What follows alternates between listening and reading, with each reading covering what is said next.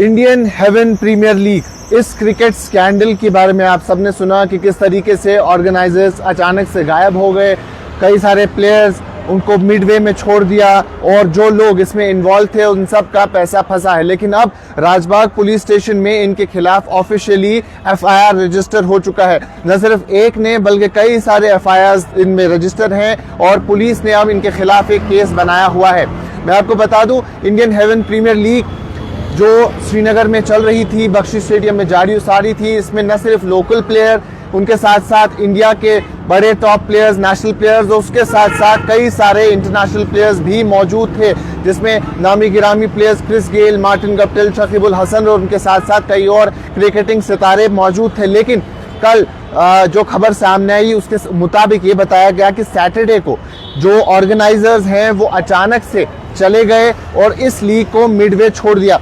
कई सारे लोग जो इसमें इन्वॉल्व थे उनके लाखों रुपए फंसे हुए हैं। जिस होटल में वो शहर श्रीनगर में रुके हुए थे वो श्रीनगर का फेमस होटल रेडिसन होटल है और राजबाग पे लोकेटेड है और उनके मुताबिक उनका तकरीबन 51 लाख रुपीस उन ऑर्गेनाइजर्स के पास अभी फंसा हुआ है और उन्होंने भी एक फॉर्मल कंप्लेन इनके खिलाफ दर्ज की है। वहीं जो कई सारे और प्लेयर्स, कई सारे और लोग जो इसमें इन्वॉल्व थे उन्होंने भी फॉर्मली कंप्लेन दर्ज की है।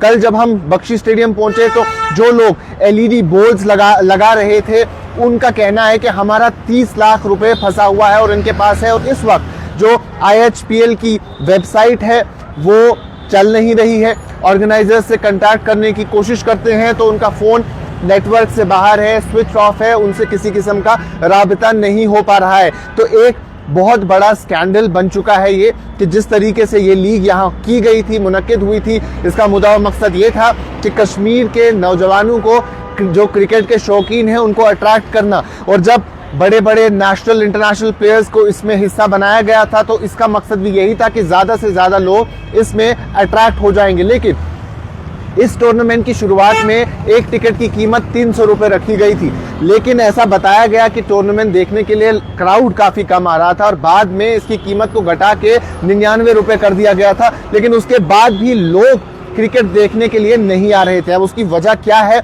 वो वही लोग बेहतर बता सकते हैं, लेकिन क्राउड अट्रैक्ट नहीं कर पाए। और ऐसा ही उन लोकल्स का वहां मानना है जो इसमें कहीं ना कहीं से इन्वॉल्व थे कि ऑर्गेनाइजर्स को काफ़ी ज़्यादा नुकसान हो रहा था और इसकी वजह से ही वो मिडवे चले गए हैं। वहीं अगर जम्मू कश्मीर में बात करें तो मिनिस्टर सतीश शर्मा जो स्पोर्ट्स मिनिस्टर भी हैं, उनका कहना है कि इनके खिलाफ सख्त से सख्त कार्रवाई की जाएगी, इन्वेस्टिगेशन जारी है और जो भी इसमें मुलविस है, जिसकी भी किसी भी किस्म की गलती है, जो इसमें इन्वॉल्व है, उनके खिलाफ स्ट्रिक्ट एक्शन लिया जाएगा। वहीं स्पोर्ट्स काउंसिल का कहना है कि हमारा इनके साथ किसी किस्म का कोई लिंक नहीं था, ये एक प्राइवेट लीग थी, हमने बस उनको स्टेडियम प्रोवाइड किया था और उसके लिए उन्होंने फुल पेमेंट की थी। और जो स्टेडियम है वो स्पोर्ट्स काउंसिल के अंडर आता है, लेकिन जो ऑर्गेनाइजर्स थे उन्होंने स्टेडियम को हायर किया, वो वहाँ गए, उनके साथ एक फॉर्मल डील हुई थी और बाकी इसमें हमारी किसी भी किस्म की इन्वॉल्वमेंट नहीं है। कई सारे प्राइवेट जो ऑर्गेनाइजर्स हैं जो लोकल लेवल पे काम कर रहे थे उनका भी नुकसान हुआ है। वहीं जो लोकल प्लेयर्स हैं, इससे पहले हमने ये भी देखा कि उनके साथ भी काफ़ी सारी परेशानियां हुई थी। एक ऐसा केस भी सामने आया था जहां उनको कहा गया था कि आपके लिए बोर्डिंग और लॉजिंग फैसिलिटी अवेलेबल नहीं है।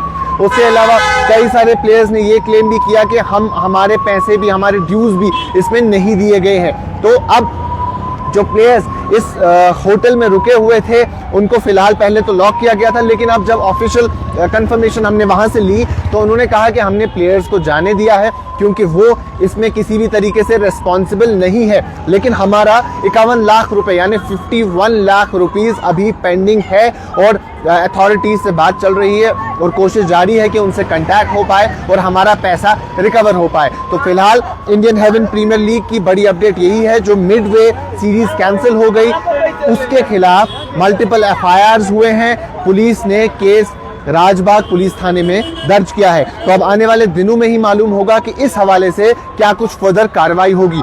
जो भी इस केस के हवाले से अपडेट आएगी वो हम वक्ती तौर पे आप तक पहुंचाते रहेंगे। अभी के लिए इतना ही, बाकी तमाम मजीद मालूमात के लिए बने रहें कश्मीर लाइव के साथ।